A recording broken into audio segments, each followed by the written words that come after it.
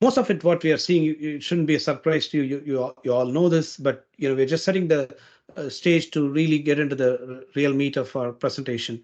The sad part is 20% of the workplace fatalities are in the manufacturing space. It's not just a noise level thing, it's a chemical exposure, and we all want to keep an environment where it is safe for employees to work and the workforce to work. This is a problem where you have certain technology to rescue. There are different companies, they are already putting robots to use.